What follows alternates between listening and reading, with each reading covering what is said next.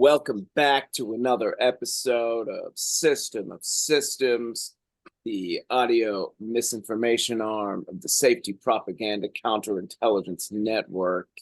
These are your hosts, Adam Lehrer and Will Sampson. We brought on a friend tonight, Mr. Zane. Hello.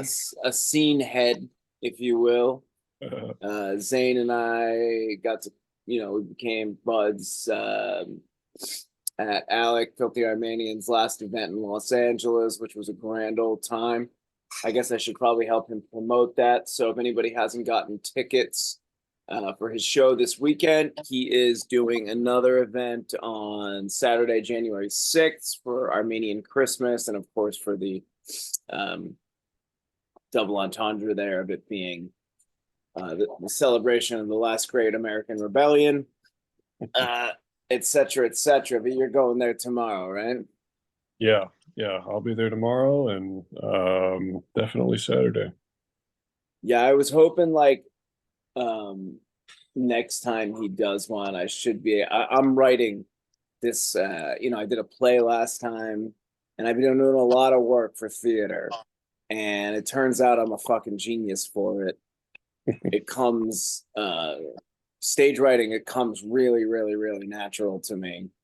And I've been writing a sequence of plays called The Breakups, which is like 3 different scenes of breakups that I basically, they're all based on like influencer tier C-list celebrity breakups that I read about and found interesting.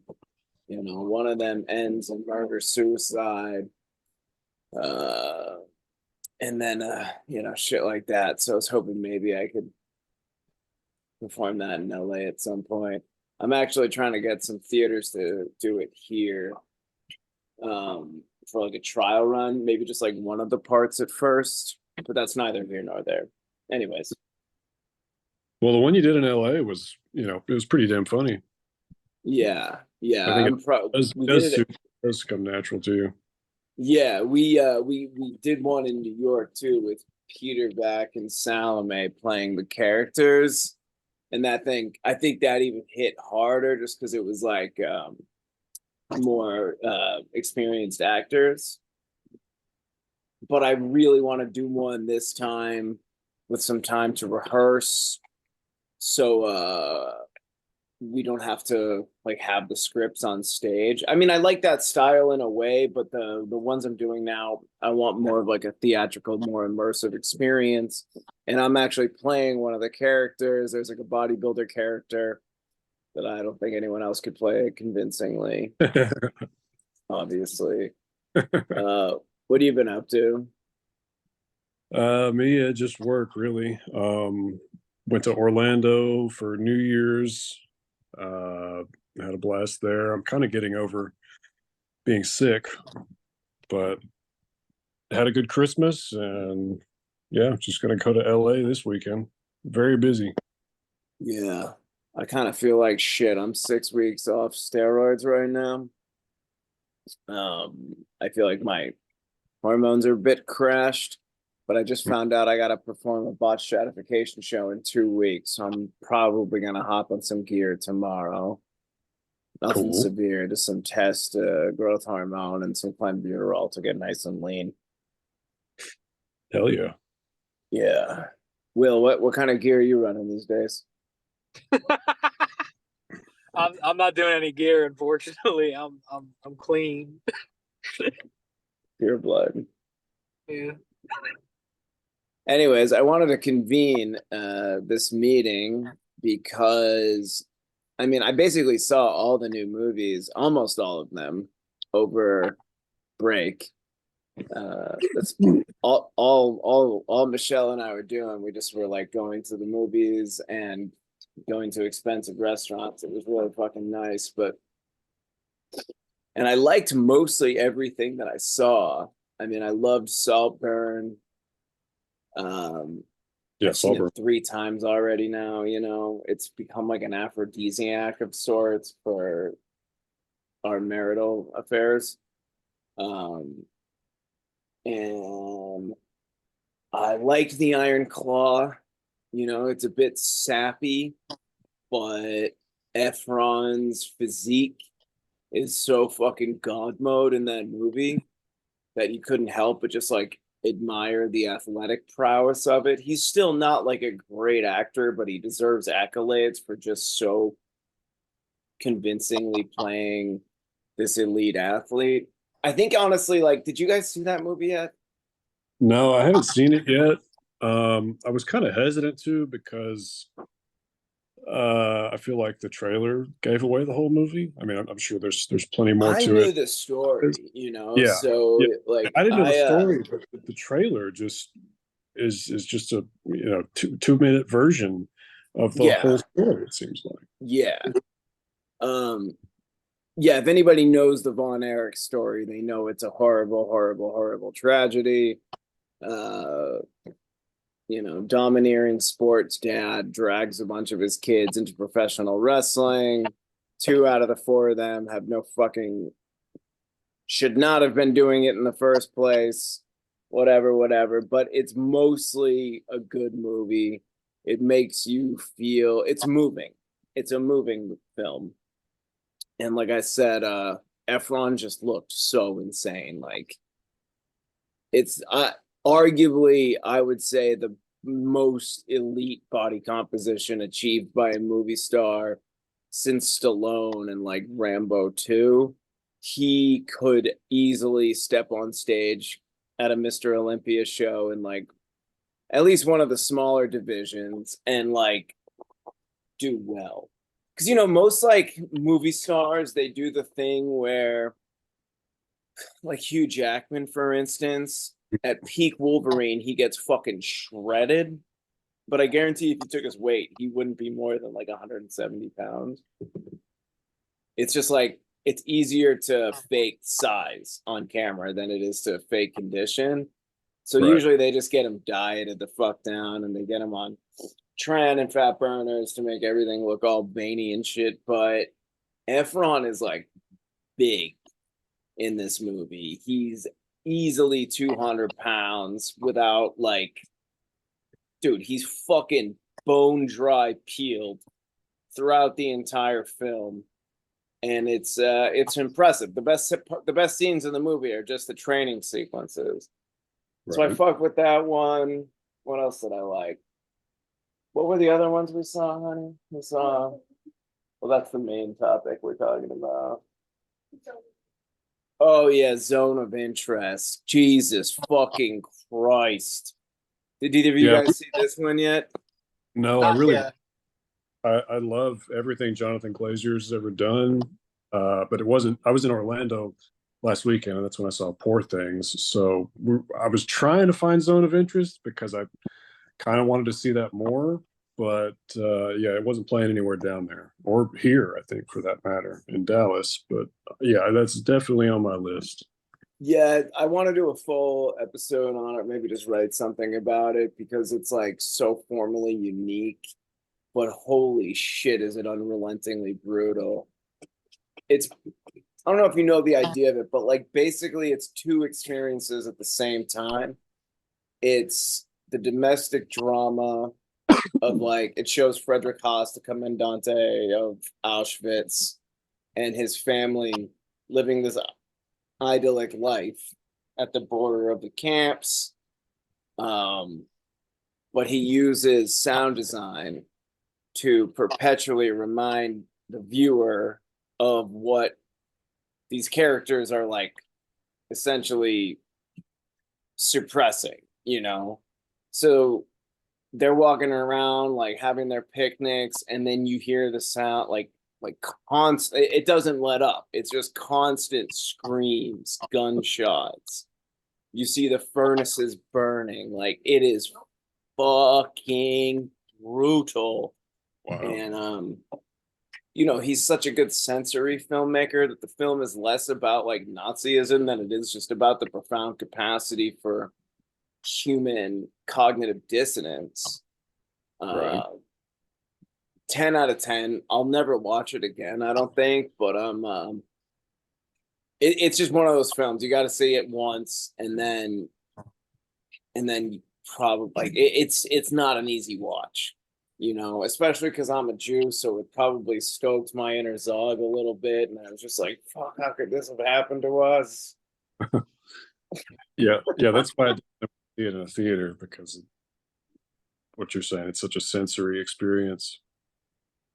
Um, but major topic at hand: Yorgos Lanthimos, new film. I believe it's his sixth feature-length film, something like that. Yeah, Second, like major Hollywood release after The Favorite. Let's start here. What were your impressions of Yorgos Lanthimos prior to watching this movie? I remember really liking Dogtooth when it first came out. Just the just the weirdness and the psychosexual stuff that was fun when it came out. And then The Lobster came out, and I also liked that. Thought it was really funny. I haven't seen it in a long time. I would have liked to rewatch it again, but didn't get around to it. And then The Favorite came out. No, I'm sorry. Killing of a Sacred Deer came out, and that one did not penetrate for me at all. I just thought, this is just a guy who is making just a weird movie, and that's the kind of just kind of empty uh, surreality that has kind of taken over the aesthetic of art movies here 2010s, yeah. lately. It's And like Letterboxd bait. yeah, exactly. That's exactly what that is. And so I really didn't like that one. And then uh, when I finally saw The Favorite in the theater, I was already past it and just didn't really give it a chance at all. But I went back and rewatched The Favorite yesterday and really liked it. Yeah. But yeah, I was not a Yorgos Lanthimos fan going into this, but by the time it was over, that's what, you know, I was inspired to go revisit some of his older shit, and finding more and more things that I like about it. For sure. Will, what about you? I actually went into this not knowing anything about Lathamos really. Like it had to be told to me Yeah. that he was the guy who directed The Lobster, which I haven't seen, but I remember seeing the trailers when it came out. And my assumption was sort of similar to like Zane's. It sort of seemed like this sort of empty, surrealist, sort of letterbox bait sort of thing, which put me off of ever investigating what was up with it. But was very pleasantly surprised by Poor Things. Yeah. Yes, totally. Like for me, I've always kind of considered him as just a sort of a lightweight art housey bait, midwit bait kind of filmmaker with these kind of goofy speculative fictions like, oh, the guy's going to turn into a lobster, etc. That said, I watched all his movies because wifey is a fan. So I always want to give them a shot.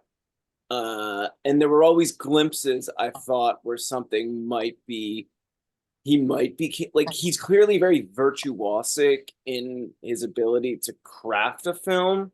But what was really driving me nuts was like the content, like these simple, goofy, speculative fiction concepts. I mean, there were things I appreciated about him, like Killing of a Sacred Deer, not a great movie, but when I watched it, I instantly recognized the fact that Barry Keoghan was going to be a huge star from that role, which has turned out to be true. And The Favorite, I think, was a massive step up in his Oh, game. totally. Yeah, like a massive step up in his game. And when I heard that and I think this is a huge thing when you're talking about him, The Favorite is the first film of his that he hired screenwriters for. So it is not his plot. And then Poor Things is the first film of his adapted from a work of literature. So I think this might be one of the cases, like perhaps he's too nerdy and cinephiliac to come up with like narratives or concepts to follow. But when he gets a good piece of source material, he interprets it in a way that is like utterly virtuosic. And Poor Things, I went into hesitantly, but I gotta say, I fucking loved it nearly right off the fucking bat, primarily because it was the first prestige drama to come out in a long time that was an absolute pleasure to watch. There was never one moment in the fucking theater when I was like, when is this movie going to end?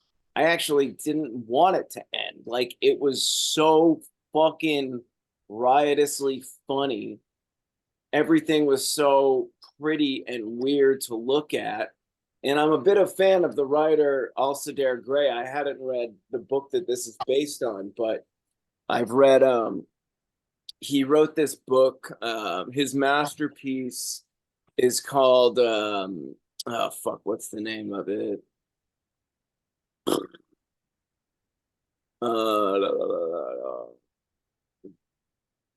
Oh, Lanark. Okay, so I read this dude's book, Lanark. It's a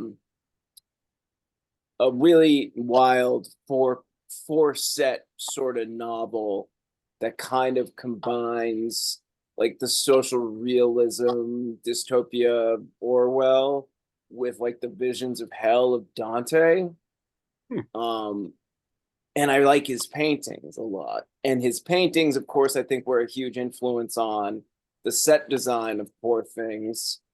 But Poor Things itself, it diverted from the novel, I think, in some very key ways. Primarily is that in the book, Godwin, the Willem Dafoe mad scientist character, is portrayed as a maniac. Like, and Bella is supposed to be his paramour. That was the purpose for creating her. In the movie, however, they show this Dr. Frankenstein level detached rationalist maniac as not evil. In fact, it's almost like he did what he did with the best intentions and has this sort of fatherly love for the Bella character, Emma Stone's character. And that choice alone, I felt was so perfect because the grotesquerie of this film is perpetually sort of undercut and contradicted by its tone, which is upbeat, lighthearted, and extremely funny. I there were normies in the movie theater and everybody was laughing. So I think he achieved something that we haven't seen in a while, which is like a really great deconstruction of forms, where like the macabre horror film based on things like Frankenstein, Eyes Without a Face, or Almodovar's The Skin I Live In, all those movies are fucking pitch black, like unrelentingly bleak. He made a film with even more fucked up content in a lot of ways, and yet it's like a sweet, tender coming of age story. And I was absolutely blown away. Yeah, it was like like a grim fairy tale. Yeah.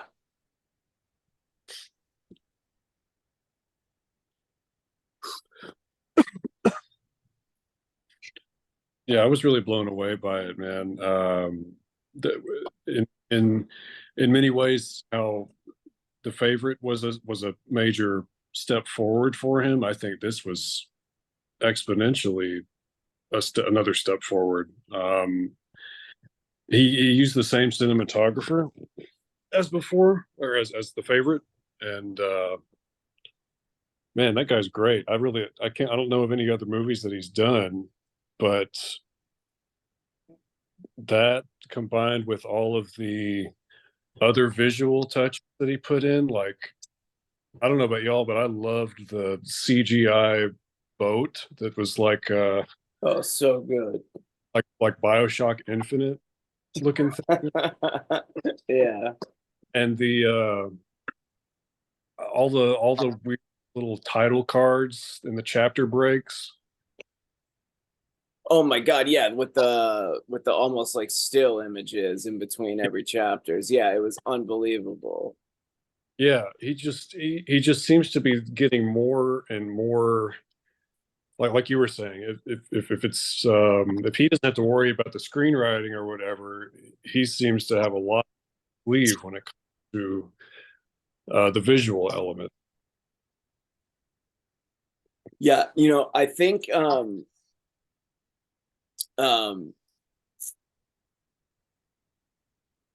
think the fact that like all right, so this film could have gone it was one of the things that I think is so sort of beautiful about it and that was so challenging to make is that like so much of it could have just gone fucking completely wrong. Like any of the elements don't work, it's going to be a fucking mess. And this starts of course with like Emma Stone has basically established herself as the best working American actress on the planet at this point. She's had a huge year. Definitely. Yeah, I like undeniably like she's done The Curse, the Nathan Fielder and Benny Safdie series, and her performance in that show has been absolutely incredible. And then this comes out, and Bella is like such a hard character to pull off because she could have gone just fucking clown mode. And at first, she is. I think Ari Aster made this point. Like, she is kind of a clown in the beginning, but the tightrope that she has to walk as an actress in this is like every sequence she has to be a bit more intellectually astute and aware of her surroundings without it seeming like too jarring of an evolution too quick. Right. And she fucking nailed it. It was nuts. Like, and then there's so many. I mean, Willem Dafoe always does his fucking thing, right? Like, he's good as Godwin. He's sympathetic. He's weird. The Muslim is he's a perfectly fine sort of everyman sort of oafy sap who's infatuated with her. The most surprising performance in the film is the motherfucking Hulk. Right. Oh, Mark Ruffalo, yeah. That shit was so funny to me, seeing him play that character. He was so good. Like, 100%. Like when I first saw him on screen, I'm like, oh my God, why the fuck did they cast the Hulk for this? Like, because he's like one of the worst guys alive in real life. Yeah. And he hasn't done anything besides the Hulk for so long. But then I remembered that he can do compelling, sexy male romantic leads well because he was in that movie where he's fucking lesbian Julianne Moore. The kids are all right. Yeah. So it made me remember that, but he is just an absolute riot in this movie, and I fucking love, like Bella's kind of like the ultimate BPD art hoe, she's literally like a botched art project. Yeah, functionally retarded, but knows big words like empirical. Exactly. She is retarded, but she's also kind of like but she gets less retarded as the movie goes on. It's like a journey of self-awareness. And but I still think there are some interesting things said there, like, first of all, how captivating the BPD Arto can be. Like, the Mark Ruffalo character thinks he's just going to conquer this weird, beautiful little girl, take her on an adventure. Next thing he knows, she's just got him wrapped around her finger, pleading for her love. and he's just totally ruined by her. Like that shit happens in real life all the fucking time. Yeah, he was definitely not going to propose marriage to her when he first saw her. He just wanted to fuck her and steal her, but not keep her.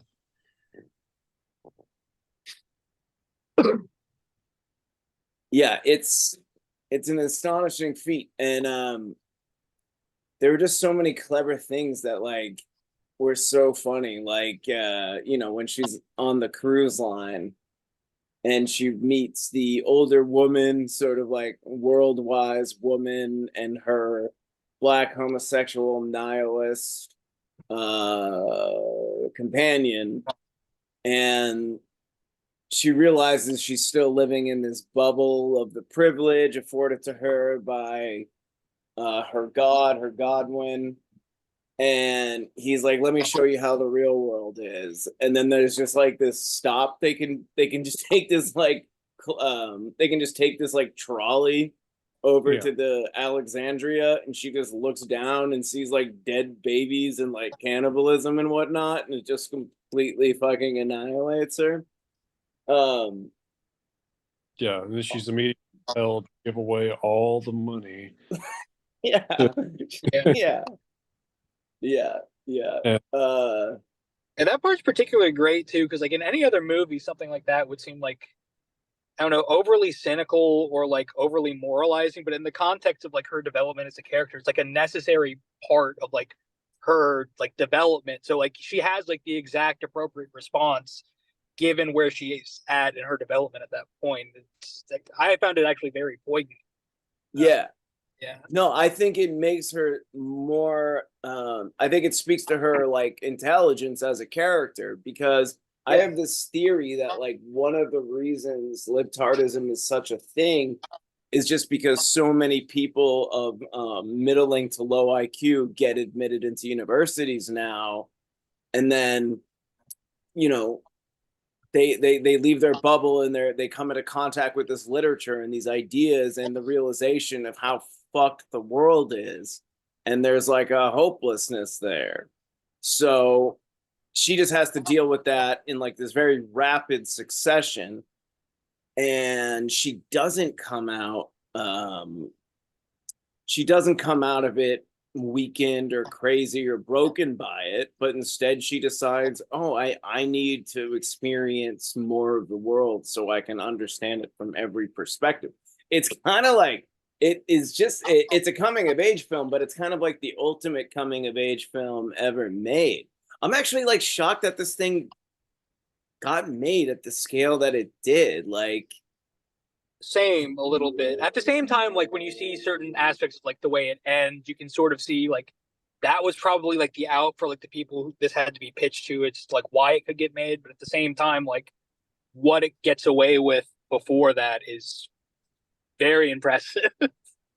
yeah, and just like the bravery of Emma Stone's performance, like, you know, I'm not expecting to see an actress of that caliber get fucked repeatedly by these nasty dudes in a brothel. Oh my god, and that madam bitch who was covered in the circus tattoos. Yeah. Just like so nasty. Yeah, it was a pleasure to watch. And I'm interested to see. I feel like we're kind of the only three I know so far that have really seen it. Because Yorgos Lanthimos is one of the most hated filmmakers of our crew, but there's just no way I could give this thing anything less than like I absolutely loved it. Yeah, I've been telling people left and right to go see it. A lot of my friends that I know in real life, they all like it. And I've been telling them it's fucking great, man. You got to go see this shit. But yeah, I really haven't heard or read uh, much about it anywhere else besides talking to you about it. Yeah. Yep. Peter Travers from The Guardian, who's my favorite film critic, despite the fact that he still works for The Guardian. Or at least he's my favorite film critic that Wait, Peter Travers or Peter Bradshaw? Peter Bradshaw, sorry. Peter Travers is a retard. Peter Bradshaw of The Guardian. Just like taste wise, I agree with him the most. Like he reviewed positively things like Too Old to Die Young, the Nick Refn series and shit, and he always reviews Gaspar Noé positively. So I like the fact that he goes against the grain, but he called Emma Stone's performance like a beyond next level performance where she's just set a new precedent for her career, and also just like the kind of roles that will be off. Like she's kind of Joaquinified, I think, after this, and that when you have a particularly challenging role, she'll be the first person to get the call in perpetuity. Yeah, I mean, she even did like, it seems like she's rail thin in this, whereas I've never seen her look this like waifish and just like a doll. So it seems like she can do the physical transformation stuff too. Yeah, she's a bit. I've never been like a big Emma Stone fan, like beauty wise, but I think it's the best she's ever looked in a movie because she's supposed to have this sort of like dreamy quality. Oh, and that fucking dance sequence with her and Ruffalo was just unreal. Yeah. Yeah, they kind of do that in The Favorite too. With Rachel. With Rachel Weisz. Yeah, I really that's something that I don't always enjoy with period pieces, the like silly little anachronism. But seeing stuff like the dance in this and in The Favorite, I really like that. And then also, they're just both of those movies are littered with swearing all throughout, even though that, if they were going for realism, that wouldn't make any sense. But since you can actually make it funny, I like it. Well, yeah, it's like what David Milch did with Deadwood.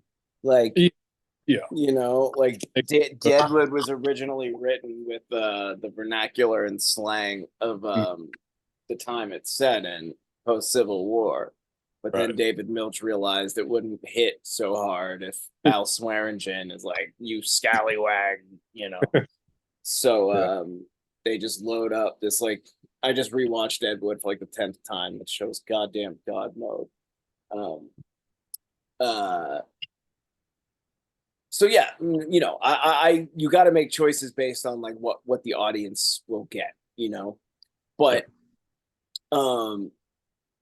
yeah, I think that like the primary thing that is compelling to, because like there's a lot of Lanthimos is like a cinephile, for better or for worse, and you can see his influences. Like I could see like the Kubrick with those zooms, yeah, like technical level things like Kubrick. The Bella character is kind of reminiscent of Caspar Hauser from the Herzog film. Or even Emily in Von Trier's Breaking the Waves. Stuff like that. But those films they're all tragic. They all result in like brutality and tragedy. This movie is like, okay, let's take this macabre science experiment of this motherfucker who finds a dead pregnant woman, takes the baby out, removes the baby's brain, and gives it to the adult mother. Like, that shit is so fucked. But then he portrays it in this way where it's kind of done with the best intentions and actually works out okay.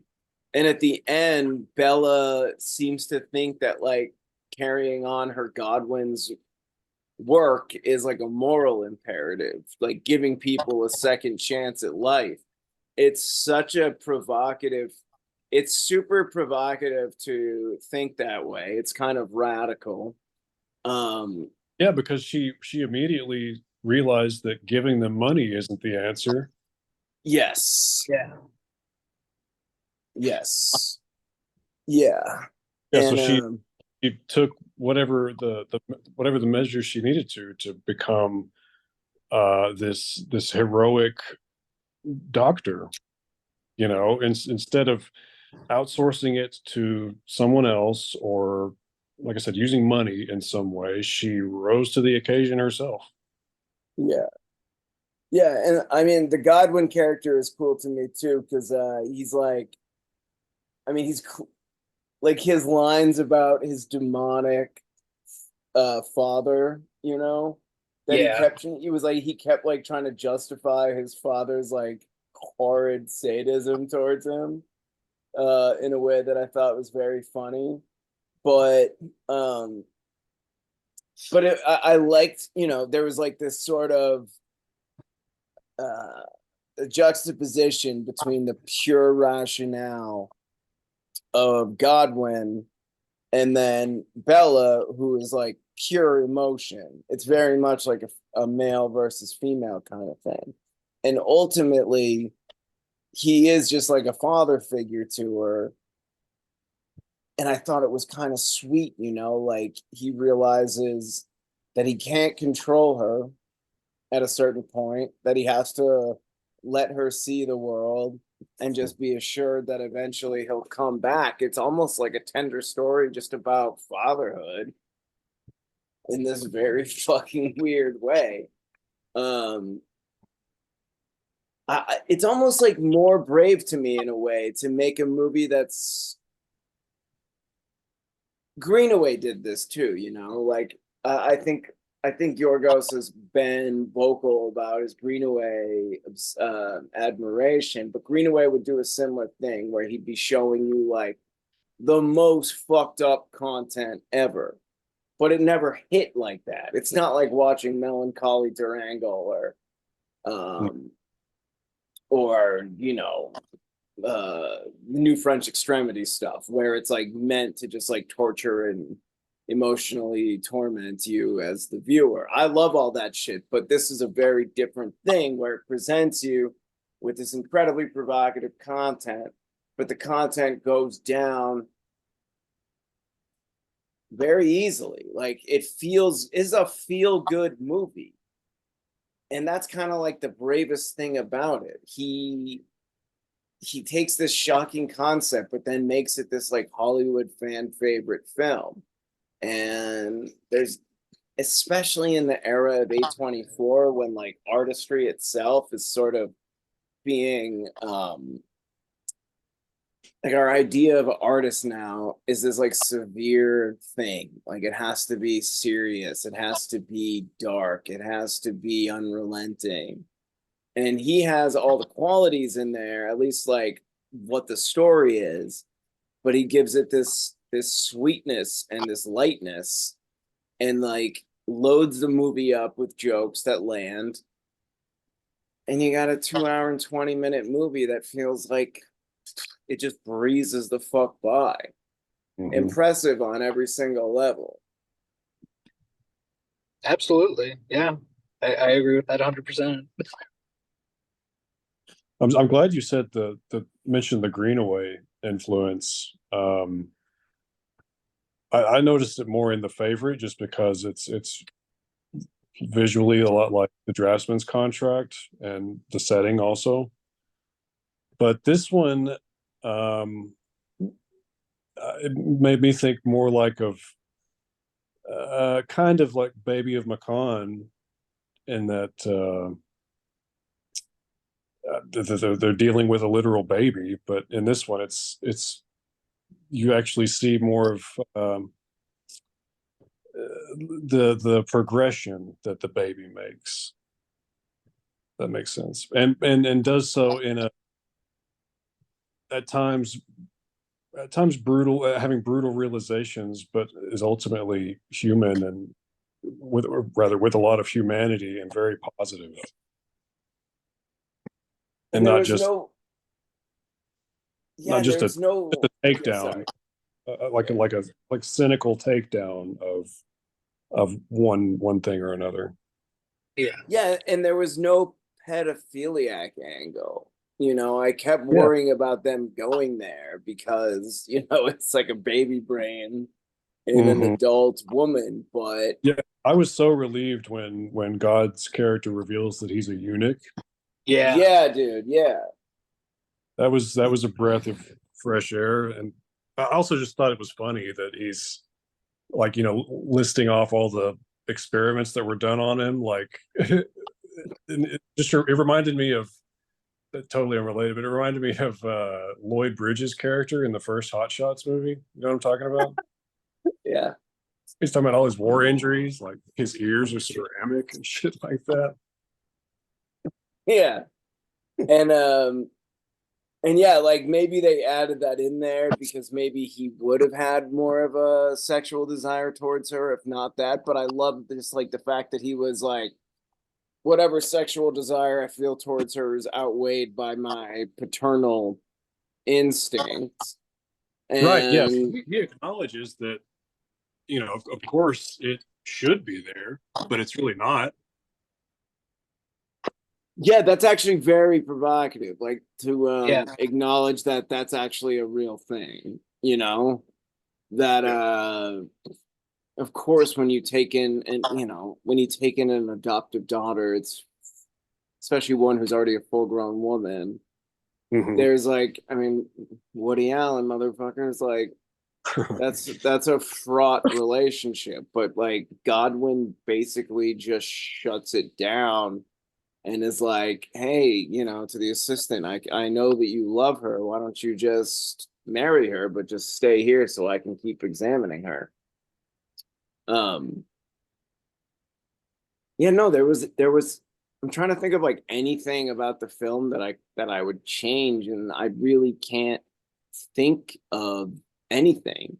And even in like my other favorite films of the year, there were things that uh I had qualms with, like or that I would change. Like in Zone of Interest, they do this sequence where they flash forward to the Holocaust museums now.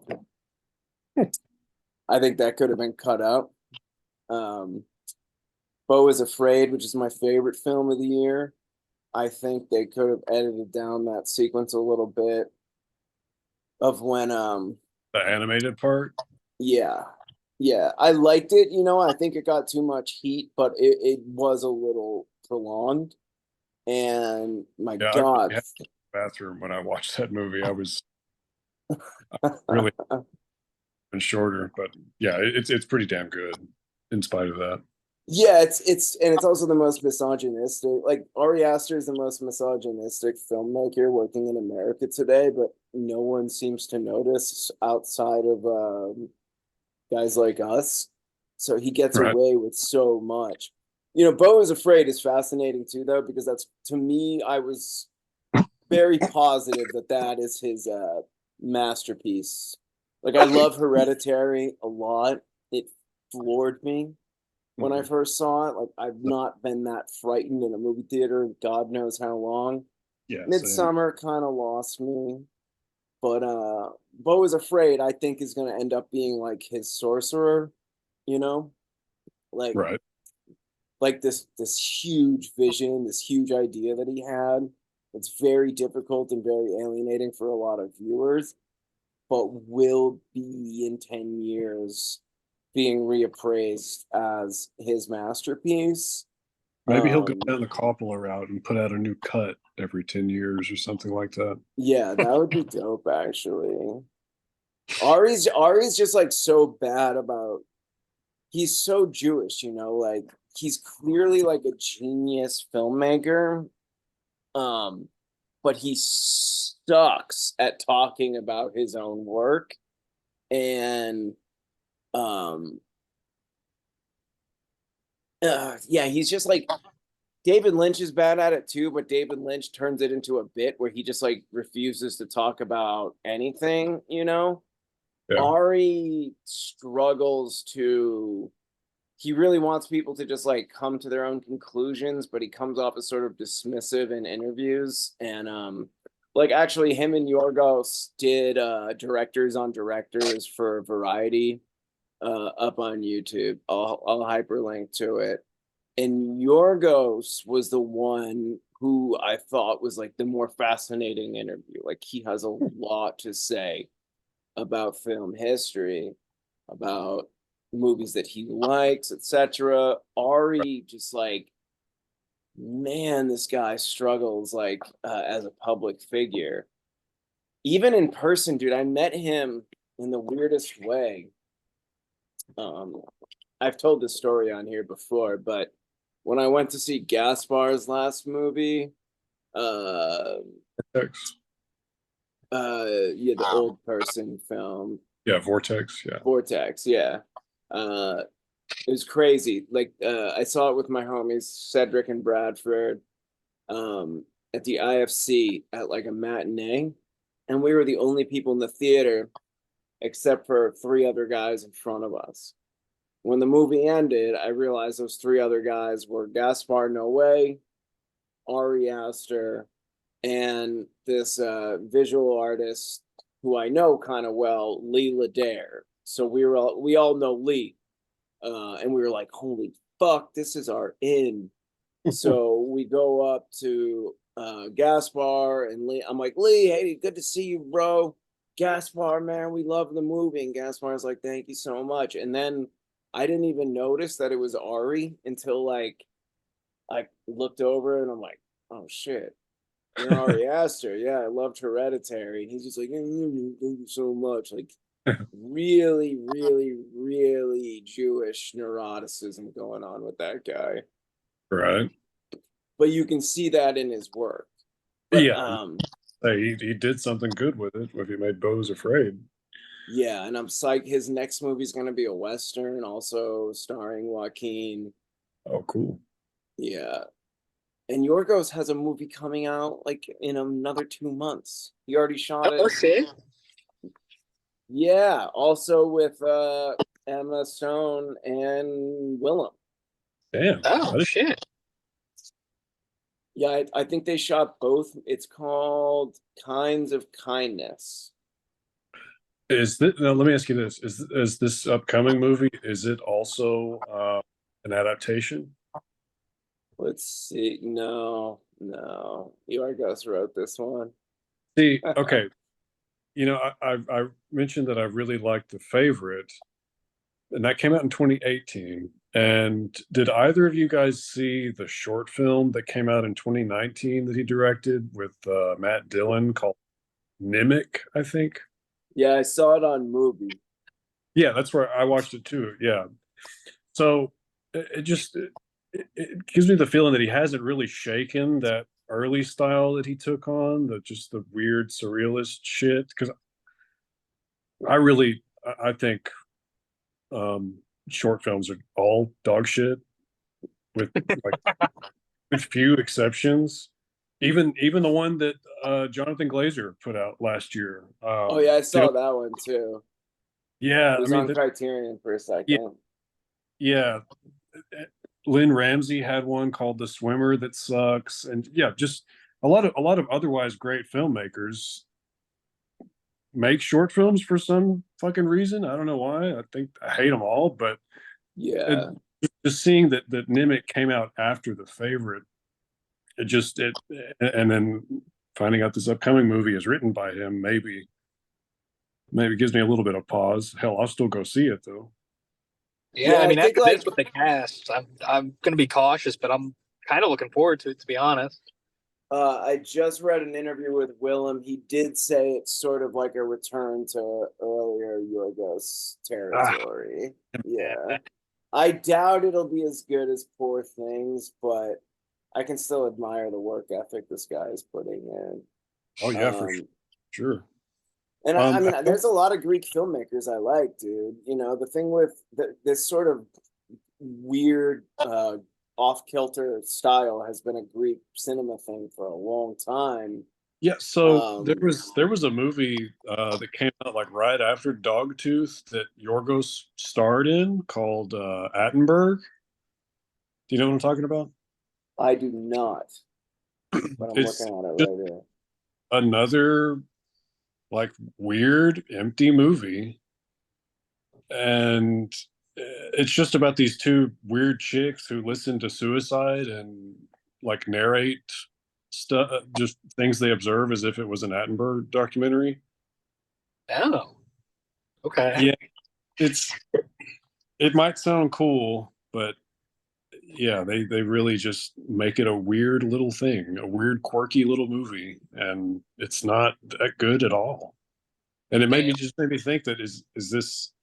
'Cause I don't really know much about Greek cinema, but I don't know if is it a Greek thing, or is it the Yorgos and whoever this chick was made an agreement. Hey, whoever's movie takes off, I'll be in yours next. You know. Yeah. There is one Greek filmmaker prior to Yorgos who I really, really love. Nikolitis. His best known film in the States is called Singapore Sling. Oh, this is the one you were talking about in the chat the other day. Yeah. I got in touch with his daughter, who now runs his archive. I was trying to get her to do like an interview to talk about her dad's work, but she sent me several of his Blu-rays that she manages it all. She like will send people copies if they ask. So Singapore Sling is like a super, super fucked up movie about a mother and daughter in a fucked up BDSM incestuous relationship who lure in men to serial kill them. Very good, very weird. Of course, I mean it's an exploitation film. It's not like a Hollywood prestige film by any means. But he also has made this one of the other ones she sent me that also really impressed me is this movie he made in 2005 called The 0 Years, which is it really, really, like Singapore Sling has a narrative that you can follow. 0 Years is more pure formal experimentalism, but it's basically about these like 4 female prostitutes who are all sterilized, living in some sort of dystopia, and the whole movie is just these like sort of music video fashion-y captured acts of pornography. I guess the point of this is that the Greeks have sort of an extremist quality to their films, but Yorgos, for whatever reason, has been the guy who's been able to translate that into something that has resonated with American audiences. Dogtooth stuff has a lot of fans. It's on the Criterion collection. It's not a movie I love. It's always felt to me like a little try hard, but I saw that there's a vision there, right? Like not everybody's first film is a knockout of the park. Right. But I think he's been building towards something. And now that he's getting these like big productions, he's nailing it. And like Poor Things, it's shot totally on film. The sets are crazy. Mm-hmm. Even just seeing that, most films are shot on location now. He's building these like hyper vivid fucking sets, and the color, it's all super unique. Like I don't know, it's hard to get, even if it is Letterboxd or whatever, it's hard to be mad about someone who's trying and pulling off something unique. Yeah.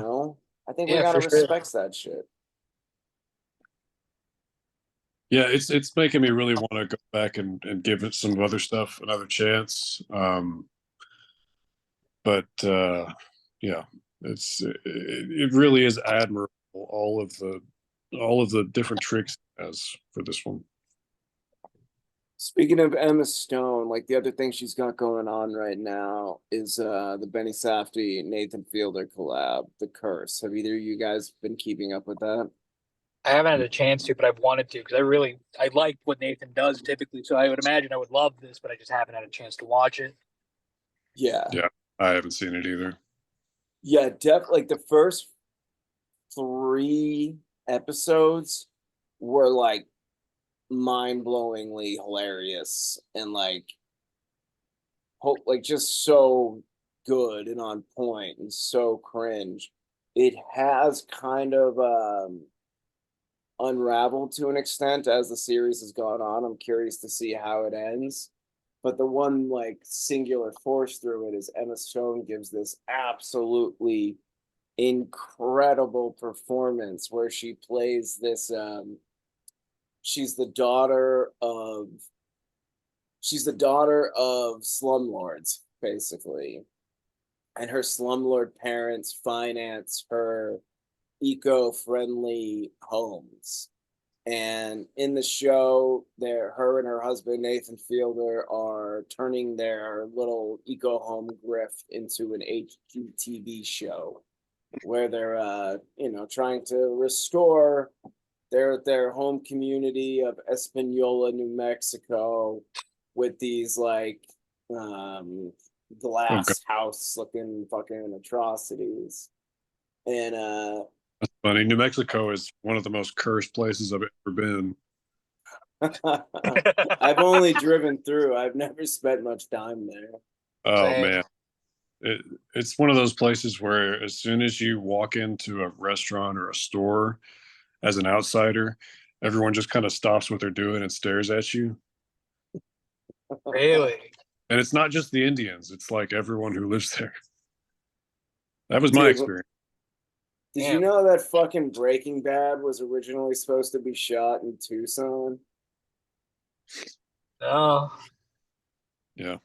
Yeah, dude. I was living in fucking Tucson while that deliberation was happening, and the city voted against it, saying it would be too much of a distraction. It was turned out to be the most retarded thing because Breaking Bad is like the sole reason Albuquerque has any tourism at all now. So they had more important things going on in Tucson that needed everyone's attention. That's funny. Tucson's a fucking weird place, man. My first ever published material was every single year they do this reenactment of John Dillinger getting arrested at the Hotel Congress, which is a historical hotel in the downtown Tucson area. And he used to it was where he would go on the lam after a big score. And it's depicted in that shitty movie with Johnny Depp, but every year they would have a reenactment of the feds arresting him there. The first fucking my first thing ever that was in a newspaper or whatever was I did the portraits of the actor who plays John Dillinger every single year. Is it the same guy every single year? It was then. I don't know if it still is because this was like 2009. Right. But he'd already been doing it a while. Cool. Yeah. No, I like fucking, desert towns are weird, They have like Tucson's very druggy. It's the only liberal voting district in all of Arizona. It's sleepy. The black tar heroin is crack. Right. Have you been to West Texas at all? God, Texas, I've only been to the major metro. I've been to Dallas, I've been to Houston, and that's it.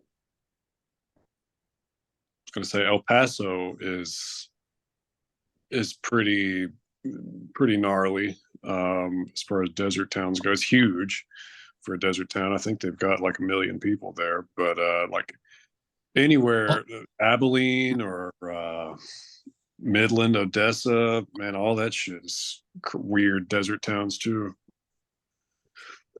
Where did you grow up, Zane? I'm from East Texas. So like town's called Kilgore. You ever heard of Tyler, Texas? Yeah. Yeah, it's like it's just a little bit east of there. Tiny little town. But yeah, Well, I've lived in how did you get into artistic stuff living there? Shit, just falling into Wikipedia portals, really, Yeah. really, Same. and uh, I mean, my parents are both rockers. They're responsible for getting me into music early on, and so that would probably be the start.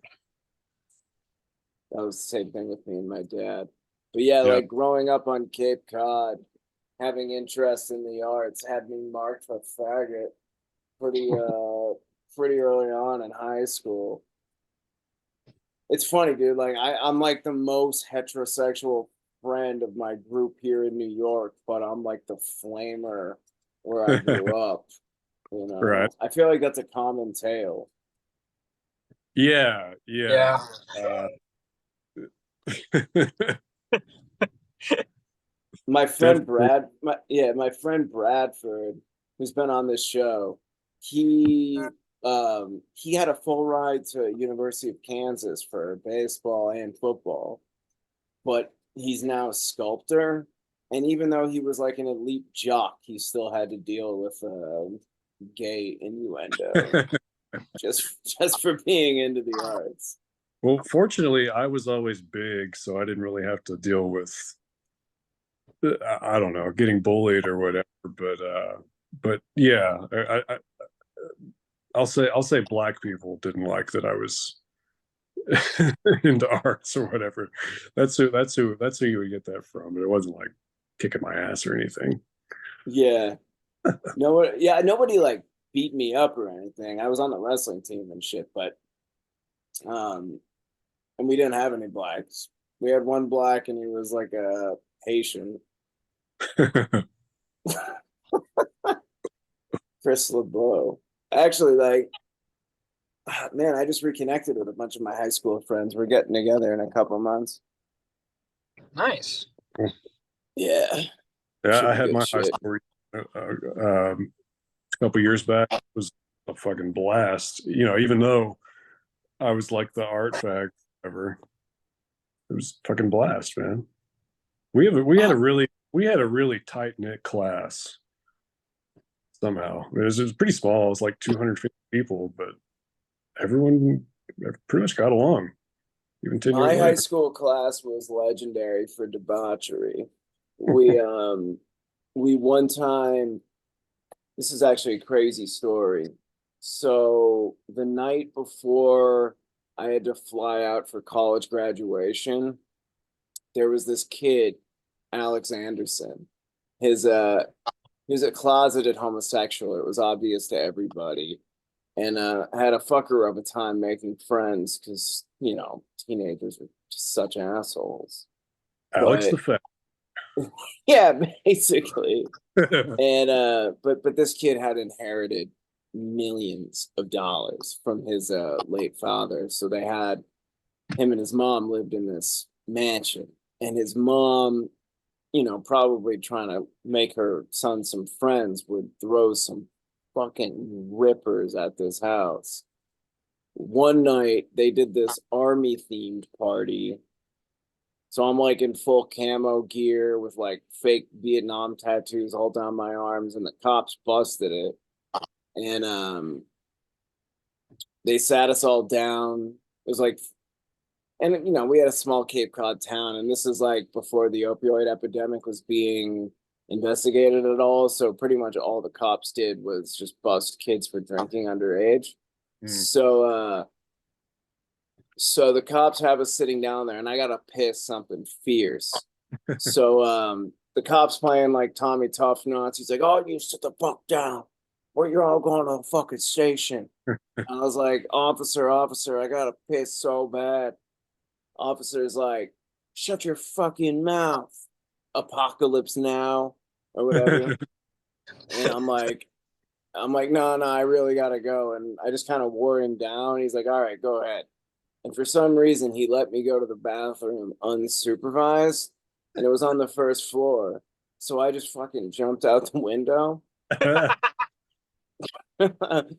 And I run outside, and there's one cop who spots me, and he starts trying to chase me. But dude, I was like the second best on my fucking track team. There was just absolutely zero chance this guy was gonna catch up to me.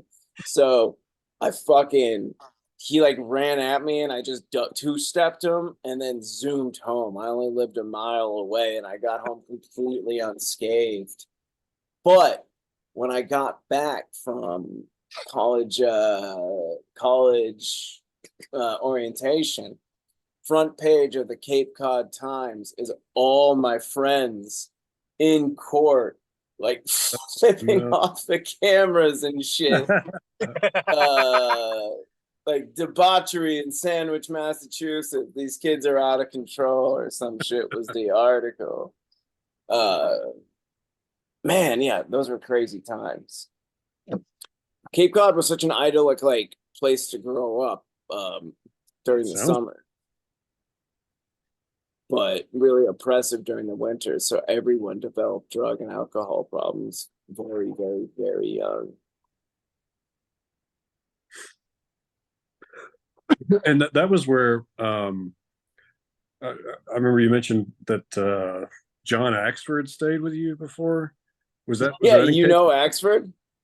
Well, I mean, You know who he is as a player? Yeah, yeah.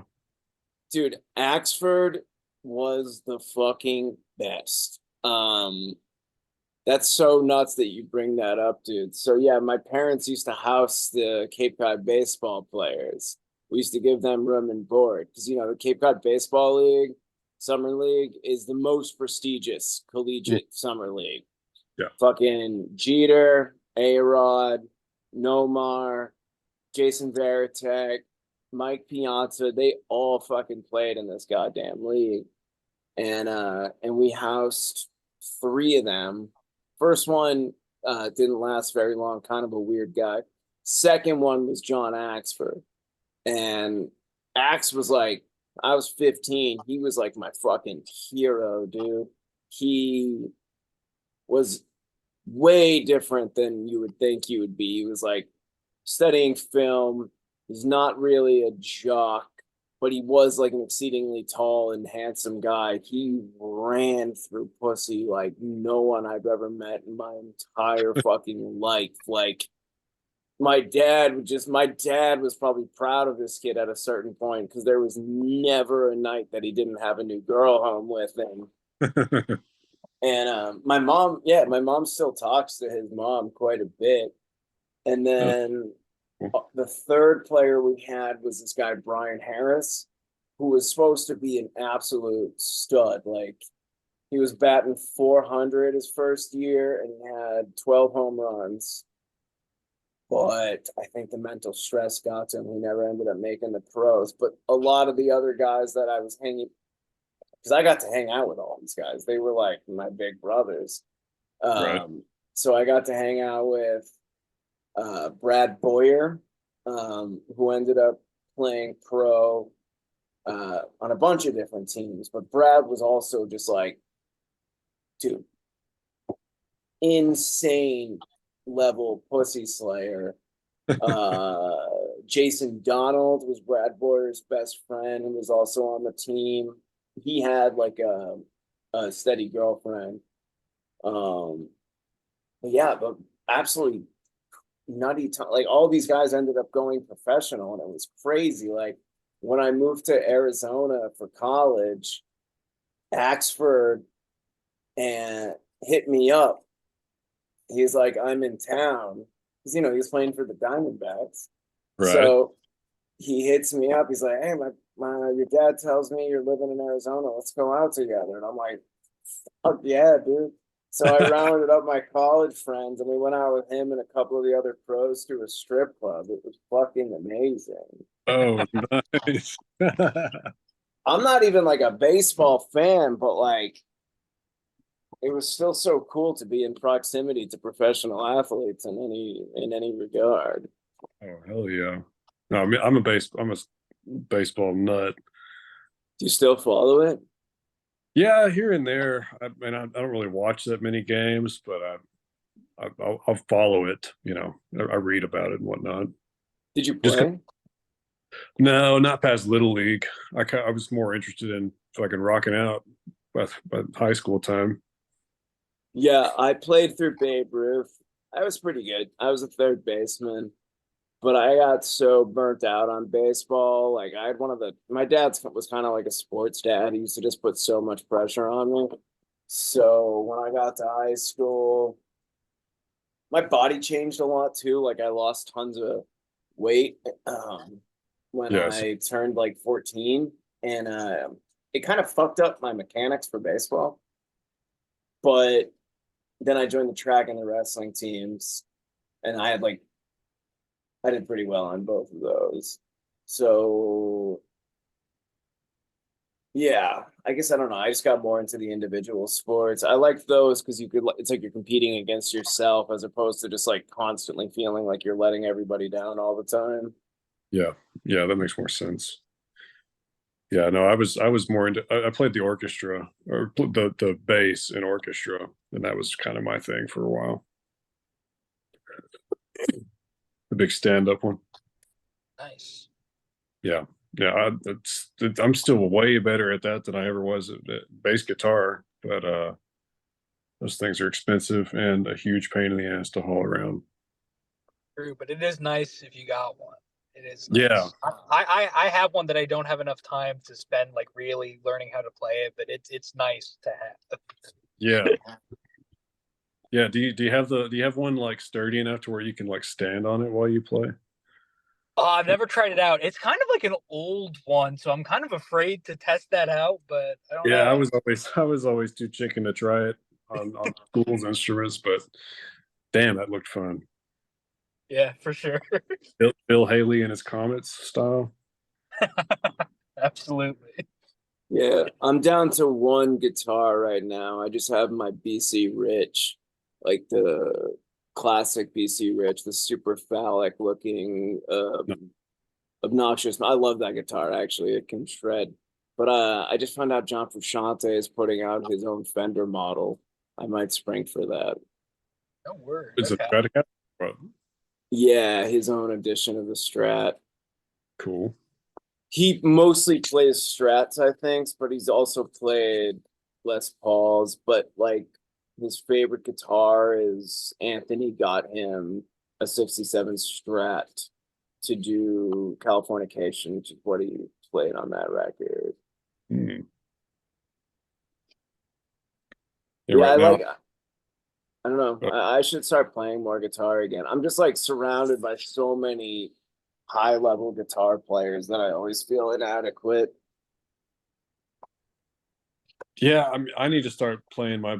I have a Rickenbacker 4003, but I need Oh, to get nice. playing it. Bass is just one of those things where it's not as fun to play alone as instead of like as opposed to an electric guitar, you know. Yeah. You know what's a Yeah. pretty good cheap fucking the SGs are pretty good for cheap guitars. And you Oh can get man. some of those for like 250. Yeah, I know. I love if I was to get an electric guitar, it would definitely be an SG. It's my favorite guitar of all time. Mainly because I say mainly, but I love Angus Young, obviously, and Tony Iommi. But my favorite guitar player of all time is Mick Barr, and he has that badass SG. From Orthrealm, Yeah, etc. Krallis. yeah. I've only seen him once, and it was when Krallis came to Dallas. The one time they've ever come here, back in like 2017, I think. Yeah, they Yeah. got they gave me a bunch of merchandise in exchange for a big bag of weed. Yeah, no, I like how I definitely like how Mick plays, and I like a lot of those records for sure. But I think Frusciante is probably my favorite, just for like the tone and the virtuosity of it. But there's Yeah, so many guitar players that I really, really, really love. yeah, I'm not into Red Hot Chili Peppers, but I do love Frusciante. He's the Yeah, man, exactly. He's just undeniable. totally.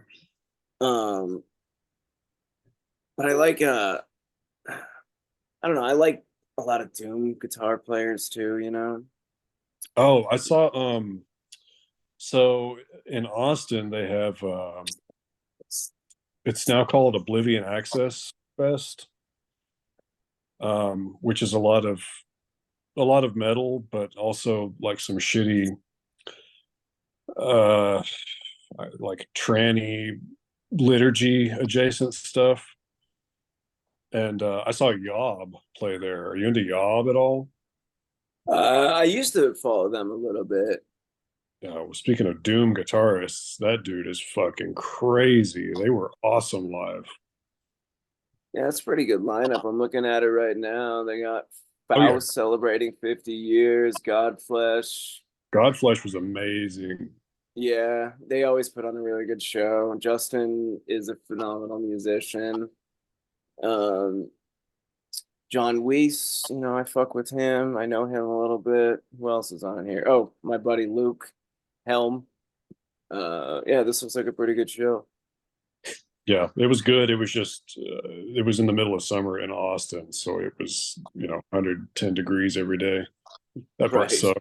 That part sucked, but other than that, yeah, it would be like these fat trannies with their blue box hair dye leaking all over their face. It was nasty, but a lot of good music. A lot of good music there. You know who else is guitar playing I fucking love these days? Have you ever listened to Jandek? I know who he is. I've never really listened to him though. Yeah, I've been obsessed with. I keep bringing him up. Will knows that I've been kind of belaboring this point a little bit. Oh no, you're fine. I mean, his guitar playing is very fucking interesting. Yeah, there's nothing else like it. Oh, for sure. What is he? Is he an acoustic player? He does a little bit of both, but it's just very Yeah, like enigmatic, almost like surrealist lounge music, Oh, that's folky, bluesy, but defiantly avant-garde for sure. yeah. Um, I'm like blanking on so many guitar players that I love. I also love Nocturnal Culto from Dark Throne. There's tons of metal guitarists that I really love, obviously. You know what I was fucking listening to today that I haven't listened to since I was like a teenager? that. Do you know the metalcore band Integrity? Yes. All right, so there's this one of the Integrity albums, Systems Overload. I don't know who's playing guitar on that record, but holy fucking shit. The whole time is just like the riffs are mind blowing. It's just like guitar, like where there would be crunchy riffs, is just like full blown uh high pitched soloing. And it Oh, never lets up. It's so good. Systems Overload. Systems Overload from 95, yeah. Have you ever I listened to Integrity, Will?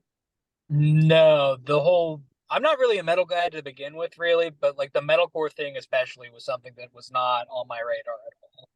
Yeah, no, like totally. I typically would agree. It's mostly just like a funny thing to me. Because it's I like so chud, it. but I like the first Hatebreed album, and I like but like Integrity is just kind of on another level from this shit.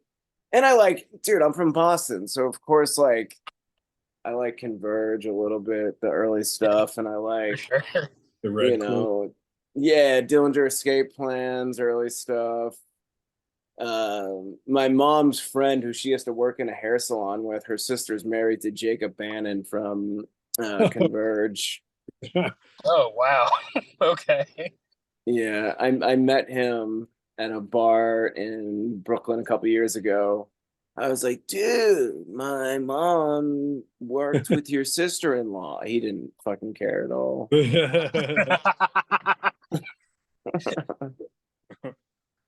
Wow, we got way off topic from fucking Yorgos Lanthimos. For sure. All right, fuck it. Any final comments on Mr. Yorgos Lanthimos? um, so before the final little coda of her husband coming back to claim her. Yeah, I was Charlie Abbott, yeah from Girls fame. Christopher Abbott. Yeah. I was kind of this is another thing that made me breathe a sigh of relief, is that that actually happened, and that it wasn't like where she's just going to marry this dorky guy, you know. Oh But, yeah, for sure. but yeah, she had to just give in to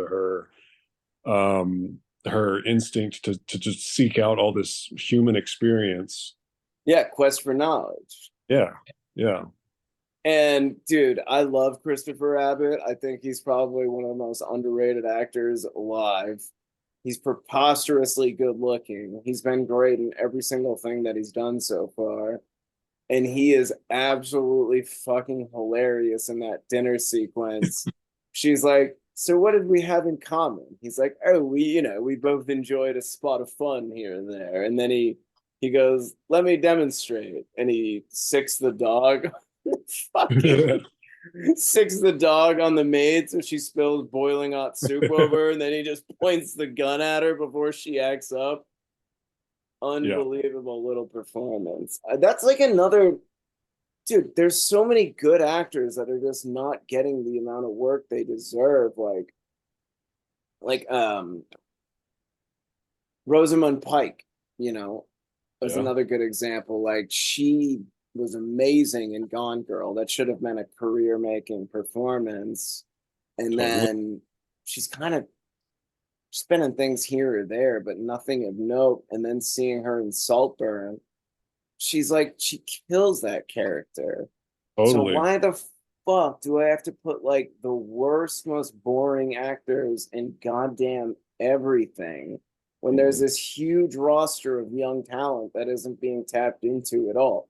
I think like that's probably my biggest gripe with Hollywood, even more than um I mean, maybe the woke shit is maybe wokeness is like connected to this in some way or another. Like they can't doctor these people in because they're all like attractive white people. But to me, it's very annoying that I see people of this talent that I always love seeing in films, but they're so few and far between. Like Christopher Abbott's already proven himself as a leading man in a couple movies and Yeah, certainly but has a look, but they're not giving him shit. yeah, I wondered if that's because he looks so much like the Game of Thrones guy, because I used to get them confused Yeah. all the. Yeah, he looks like Kit Harington a little bit. Yeah, yeah, Kit Harington. But Yeah. he's definitely a lot better than Oh yeah, Kit for sure. Harington. Yeah, yeah, because this guy's Christopher Abbott's actually like funny too. Yeah, yeah, for Yeah, he's got sure, more. for sure. He did this one movie that was a total bummer that I really fucking hated. Where what was it called? On the count of three. I don't know if I saw On the Count of Three. It's this one where his Cynthia Nixon Dyke mom is dying of cancer, and he Mm, has to like he's like a immature young man, and he has to like I don't know. It was just too much of a bummer for me. I don't yeah, think it was a very good role for him. that sounds like a bummer if she survives even, or if she dies. Sounds like a fucking She bummer. died. Yeah. Well, He's got two movies coming up next year. Swimming Home, directed by Justin Anderson in his directorial debut, but Christopher Abbott has the star role opposite Mackenzie Davis, whoever the fuck that is. don't know. And Craven the Hunter, Oh, the which Spider is Man. yeah, looks like he's joining the Marvel Cinematic Universe. Shit. Okay. He's got to get the bag. Hmm. Well, yeah. No one else is gonna do it. No one else is gonna give him a role. Fuck it. Yeah, I would do a Marvel movie if I was an actor. It's been done by too many people at this point to be like a career killer. Like, just get the bag and then you can do whatever you want. True. Yeah. All right. Poor Things, Yorgos Lanthimos. Everybody should go see this fucking movie. There's a lot of good things that just every time, you know, I get super black pilled on the state of things. There's always, you know, the end of the year comes around, and then there's always like 4 or 5 things that legitimately please me to varying degrees. So nothing is ever really fucking hopeless. There's still people out there who have good ideas, and apparently people who are willing to lose money on this shit. So don't despair, motherfuckers. The world sucks, but it's not hopeless. Amen. Amen. All right, Zane, thanks for coming and doing the show, bro. And tell everyone I say what's up, and I'm sorry I can't be there this weekend. I will. Thanks for having me. All right, dudes. I'll talk to you later. Peace. Night.